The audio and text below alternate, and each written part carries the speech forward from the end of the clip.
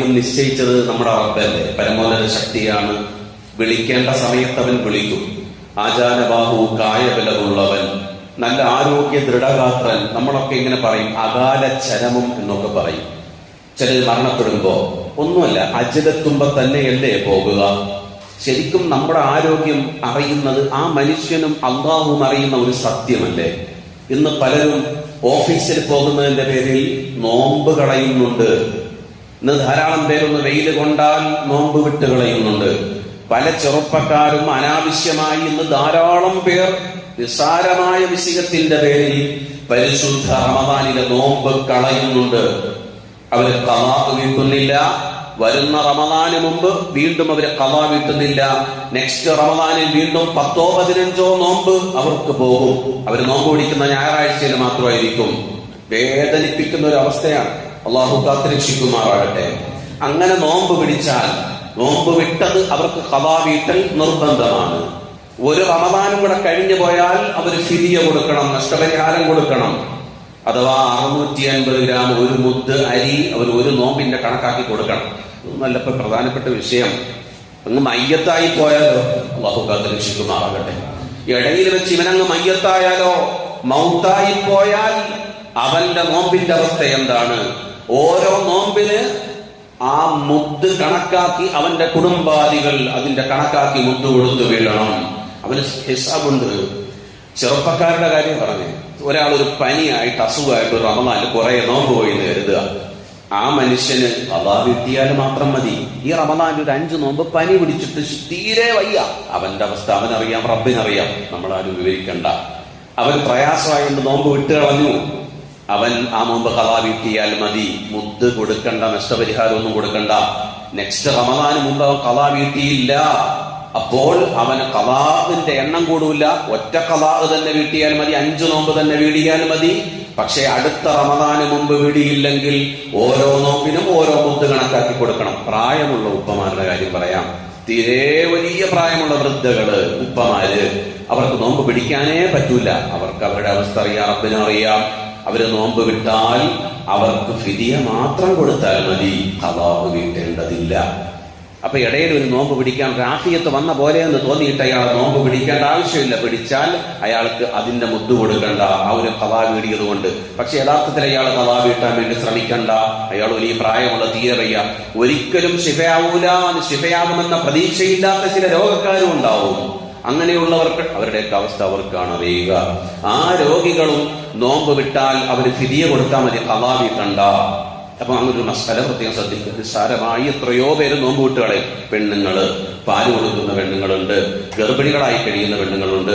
അവർക്ക് കുട്ടിയെ ഭയന്നിട്ട് മാത്രമാണ് അവര് നോമ്പ് വിട്ട് കളയുന്നതെങ്കിൽ എന്റെ കുഞ്ഞിന് എന്തെങ്കിലും സംഭവിച്ചു പോവല്ലോ ഞാൻ നോമ്പ് പിടിച്ചാല്.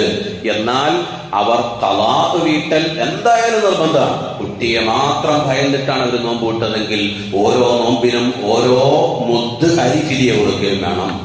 സാധാരണ എങ്ങനെയാണ്? എനിക്കും എന്തെങ്കിലും പ്രശ്നമാവോ, അല്ലെ പാല് കുറഞ്ഞു പോവോ, അല്ലെ എനിക്ക് തകരാറാവോ, എന്റെ ഉദരത്തിലെ എന്റെ യൂട്രസിലെ കുഞ്ഞിന് എന്തെങ്കിലും റഹമിൽ തകരാറ് വരുമോ, ഇങ്ങനെയൊക്കെയുള്ള ഭയപ്പാട് കുഞ്ഞിനും എനിക്കും ഭയം. ഇങ്ങനെയാണ് അവൾ നോമ്പ് വിട്ടതെങ്കിൽ അവൾക്ക് നോമ്പ് ഖളാ വീട്ടിയാൽ മതി. എപ്പോഴാണ് നോമ്പ് ഖളാ വീട്ടേണ്ടത്? അടുത്ത റമദാൻ വരുന്നതിന് മുമ്പ് നോമ്പ് ഖളാ വീട്ടണം. ഓരോ മസാലകളും ഇൻഷാ അല്ലാഹ് ഉണർത്താൻ അല്ലാഹു തൗഫീഖ് നൽകുമാറാകട്ടെ. നിസ്കാരം ഖളാ ഉള്ളവന്റെ അവസ്ഥ പറയാം. പേടിക്കുന്ന അവസ്ഥയാണ്. അല്ലാഹു തൗഫീഖ് നൽകട്ടെ. പേടിയോടെ ഓർക്കണം. മസാലകൾ പറയുമ്പോൾ സൂക്ഷ്മതയോടെ അത് കേൾക്കണം. നിസ്കാരം ഖളാ ഉള്ളവന്റെ സുന്നത്ത് നിസ്കാരം ഇൻഷാ അല്ലാഹ് നാളെ നടത്താൻ അല്ലാഹു തൗഫീഖ് നൽകുമാറാകട്ടെ. വകിതാബിൻ മസ്തൂർ ഫീ റഖിൻ മൻശൂർ വൽബൈത്തിൽ മഅ്മൂർ വസ്സഖ്ഫിൽ മർഫൂർ. സൂറത്തു തൂറിൽ പരിശുദ്ധ ഖുർആനിൽ അല്ലാഹു 5 കാര്യങ്ങളെ കൊണ്ട് സത്യം ചെയ്ത് റബ്ബ് ഉണർത്തുന്നു, പറയുന്നു. അതിൽ ഏറ്റവും പ്രധാനപ്പെട്ട ഒരു വിഷയം ബൈത്തുൽ മഅ്മൂർ. ബൈത്തുൽ മഅ്മൂർ എന്ന് പറയുന്നത് ആകാശ ലോകത്തെ കഅബ. കഅബ കഴിഞ്ഞ് നേരെ മുകളിലേക്ക് 7-ാം ആകാശം. ആ 7-ാം ആകാശത്തിൽ 1, 2, 3, 4, 5, 6, 7 പടവുകൾ താണ്ടി 7-ാം ആകാശത്തിലെത്തുമ്പോ സിദ്റത്തുൽ മുൻതഹ എന്ന ആകാശത്തിന്റെ മേൽക്കൂരയും കഴിഞ്ഞ് റബ്ബിന്റെ അർശ്, ആ അർശ് നേരെ കഅബയുടെ മുകളിലാണ്. ബൈത്തുൽ മഅമൂർ 7ാം ആകാശത്ത് ഒരു കഅബയുണ്ട്, അത്യുന്നതമായ ഒരു ആരാധനാലയമുണ്ട്. അത് മഹത്തുക്കളായ റഹ്മത്തിന്റെ മലക്കുകൾ തവാഫ് ചെയ്യുന്ന കേന്ദ്രമാണ്. നബി മുഹമ്മദ് മുസ്തഫ സ്വല്ലല്ലാഹു അലൈഹി വസല്ലം ദുറത്തുൽ നാസിഹീൻ ദഹാഇറുൽ ഇഖ്വാൻ നുസ്ഹത്തുൽ മജാലിസ് മഹത്തുക്കൾ പറഞ്ഞ അവരെഴുതി വെച്ചത്. നമ്മൾ ഓരോ തറാവീഹിന്റെയും മഹത്വം പറയുമ്പോൾ ആ പ്രതിഫലം എല്ലാം അള്ളാഹു എന്തൊക്കെ പ്രതിഫലം, എണ്ണിയാൽ ഒടുങ്ങാത്ത പ്രതിഫലം നിശ്ചയിക്കുന്ന റബ്ബല്ലേ, അതെല്ലാം അള്ളാഹു നമുക്ക് നൽകുമാറാകട്ടെ, അള്ളാഹു സ്വീകരിക്കട്ടെ. ആ ബൈത്തുൽ മഅമൂറിലെ ഇബാദത്തിന്റെ പ്രതിഫലം, ത്വവാഫിന്റെ പ്രതിഫലമാണ് ഇന്നത്തെ തറാവീഹിനുള്ള പ്രതിഫലം. മാത്രമല്ല, അള്ളാഹുവിന്റെ ഈ ഭൂമിയുടെ പുറന്തുനിക്ക് മേലെയുള്ള സർവ മണ്ണുകളും മദദും ഹജറും മദദും മുഴുവൻ കല്ലുകളും മൺതരികളും ഹിതാനും മത്സ്യം സമുദ്രാന്തർഭാഗത്തൂടെ ഒളിയിട്ടു പോകുന്ന ചെറുമത്സ്യങ്ങൾ വരെ നോമ്പുകാരന് വേണ്ടി, ഇന്നത്തെ തറാവീഹുകാരന് വേണ്ടി അള്ളാഹു പൊറുക്കലിനെ തേടുവെന്നാണ് അവര്. അള്ളാഹു മാപ്പാക്കി തരട്ടെ, അള്ളാഹു പാപങ്ങളെല്ലാം മാപ്പാക്കി തരട്ടെ.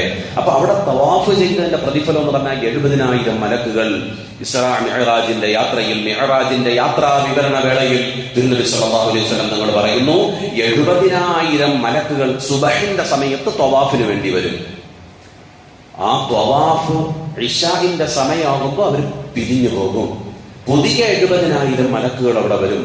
ഖിയാമം നാൾ വരെ ഒരു തവണ വന്ന മലക്ക് ഖിയാമം നാൾ വരെ പിന്നെ ആവർത്തിച്ചു വരില്ല. നബി മുഹമ്മദ് മുസ്തഫ അള്ളാഹുവിന്റെ മലക്കുകളുടെ എണ്ണം അള്ളാഹുവിന് മാത്രം അറിയുന്ന സത്യമാണ്. നബി സല്ലല്ലാഹു അലൈഹി വസല്ലം തങ്ങൾ ആ യാത്രയിൽ ധാരാളം പ്രവാചകന്മാരെ കണ്ടു, ഇബാദത്തിലായി മുഴുകിയിരിക്കുന്നത്, ഖദറിൽ നിസ്കരിക്കുന്ന കാഴ്ചകളൊക്കെ കണ്ടു.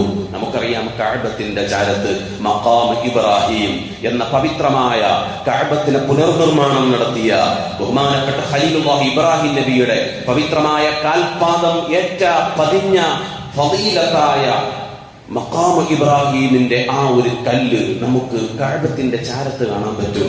നബിയുനാ സ്വല്ലല്ലാഹു അലൈഹി വസല്ലം മിഅ്റാജിന്റെ യാത്രയിൽ വാനത്തിന്റെ ആകാശത്തിന്റെ ഓരോ പടവുകൾ താണ്ടി അങ്ങനെ ചെല്ലുമ്പോൾ കാണാം, 7ാം ആകാശത്ത് ബൈത്തുൽ മഅമൂറിൽ ചാരിയിരിക്കുന്നു ഖലീലുല്ലാഹി ഇബ്രാഹിം അലൈഹിസ്സലാത്തു വസ്സലാം.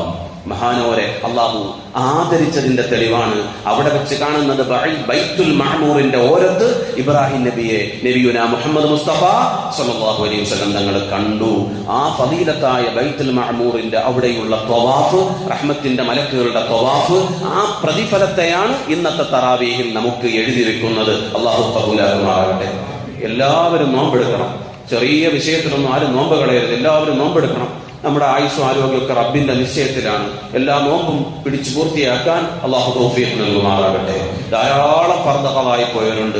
സുന്നത്തിൽ വ്യാപൃതരാകുന്ന സമയത്തൊക്കെ ഒത്തിരി ഖളാ വീട്ടിക്കൊണ്ടിരിക്കണം. അള്ളാഹു നിസ്കാരങ്ങൾ ഖളാവിക്കാൻ തൗഫീഖ് നൽകട്ടെ. നിസ്കാരങ്ങളൊന്നും ഖളാ ആക്കി കളയരുത്. കൃത്യസമയത്ത് തന്നെ നിസ്കരിക്കണം. അള്ളാഹു സ്വീകരിക്കുമാറാകട്ടെ. അല്ലാഹുമ്മ സ്വല്ലി അലാ സയ്യിദിനാ മുഹമ്മദി വഅലാ ആലി സയ്യിദിനാ വമൗലാനാ മുഹമ്മദ്. അർഹമർ റഹീമായ അല്ലാഹ്, കൃപയുള്ള പടച്ചവനെ റബ്ബേ, ഞങ്ങളുടെ ഈ സംഗമത്തെ സ്വീകരിക്കണേ റഹ്മാനേ. പരിശുദ്ധ റമദാനിൽ ഞങ്ങൾ ചെയ്ത സുഹൃതങ്ങളെല്ലാം കബൂലാക്കണേ അല്ലാഹ്. റമദാൻ വാഗ്ദാനം ചെയ്ത ആയുസ്സും ആരോഗ്യവും തരണേ റബ്ബേ. റമദാൻ വാഗ്ദാനം ചെയ്ത റിസ്ഖ് താ അല്ലാഹ്, ബറക്കത്ത് താ അല്ലാഹ്, നിഅമത്ത് താ അല്ലാഹ്, തഖ്വ താ അല്ലാഹ്. റമദാന്റെ ഇഖ്ലാസ് താ അല്ലാഹ്. റമദാന്റെ സിലത്തു റഹ്മ താ അല്ലാഹ്.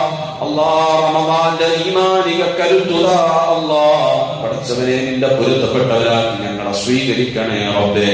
നോമ്പുതുറ നൽകി ഞങ്ങളുടെ പ്രിയപ്പെട്ടവർ, ഞങ്ങൾക്ക് ഭക്ഷണം തയ്യാറാക്കി പാചകം ചെയ്ത് ഞങ്ങൾക്ക് നൽകിയ സഹോദരങ്ങൾ, ആഫിയത്തുള്ള ദീർഘായുസ് നൽകണേ റബ്ബേ.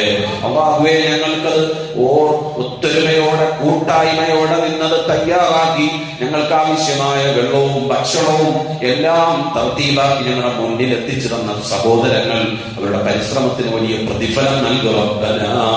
ജന്നാത്തുൽ ഫിർദൗസ് നൽകണേ റഹ്മാനെ. ഖബൂലാക്കണേ അല്ലാഹ്. ഞങ്ങൾക്ക് സഹർ അത്താഴം നൽകുന്നവരുണ്ട് അല്ലാഹ്, നോമ്പ് നൽകുന്നവരുണ്ട്. ഞങ്ങൾക്ക് ആവശ്യമായ ഭക്ഷണം, അരിയാഹാരം ആവശ്യമുള്ളതെല്ലാം തരുന്ന ഞങ്ങളുടെ കൂട്ടുകാർ, സഹോദരങ്ങൾ, പ്രിയപ്പെട്ട മുഅ്മിനുകൾ, മുഅ്മിനാത്തുകൾ, അല്ലാഹ് ഹദിയയും സ്വദഖയും റമദാനിലെ ഫിത്ർ സക്കാത്തും ഫിദിയയും ഇങ്ങനെ പലതും പുറപ്പെടുവിച്ച് ഞങ്ങൾക്കെല്ലാം എത്തിച്ചു നൽകുന്ന പാവങ്ങളെ സഹായിക്കുന്ന മുഅ്മിനുകൾ, മുഅ്മിനാത്തുകൾ വലിയ പ്രതിഫലം നൽകണേ റബ്ബേ. അവർക്കെല്ലാം ഖൈറും ചൊരിഞ്ഞു കൊടുക്കണേ റബ്ബേ. അവരുടെ നിയ്യത്തുകൾക്ക് ഖബൂലിയത്ത് നൽകണേ റബ്ബേ. ഇന്ന് നോമ്പ് നൽകിയ കുടുംബാദികളെ അനുഗ്രഹിക്കണേ അല്ലാഹ്. സന്ദേശങ്ങളെ സഫലീകരിക്കണേ അല്ലാഹ്. എല്ലാവിധ വിപത്തുകളിൽ നിന്ന് അവർക്ക് സലാമത്ത് നൽകണേ അല്ലാഹ്. സമ്പത്തിൽ അഭിവൃദ്ധി നൽകണേ അല്ലാഹ്. പരിശുദ്ധ റമദാനിൽ ഞങ്ങളുടെ പള്ളി അല്ലാഹ്, നിന്റെ ഭവനത്തെ, ഫദീലത്തായ മസ്ജിദിനെ അല്ലാഹ്, അതിന്റെ നല്ല നടത്തിപ്പിന് വേണ്ടി എല്ലാ പ്രവർത്തനങ്ങളിലും സഹകരിച്ച് സമ്പത്ത് നൽകി ദുആ കൊണ്ട് കൂടെ കൂടിയ മുഅ്മിനുകൾ, മുഅ്മിനാത്തുകൾ അർഹമായ പ്രതിഫലം നൽകണേ റഹ്മാനെ. ബിഹഖിൻ നബി മുഹമ്മദിൻ സ്വല്ലല്ലാഹു അലൈഹി വസല്ലം വആലിഹി വസഹ്ബിഹി അജ്മഈൻ വൽഹംദുലില്ലാഹി റബ്ബിൽ ആലമീൻ. അസ്സലാമു അലൈക്കും صلاة جميع سنة التراويح. صلوا على النبي المصطفى المختار محمد.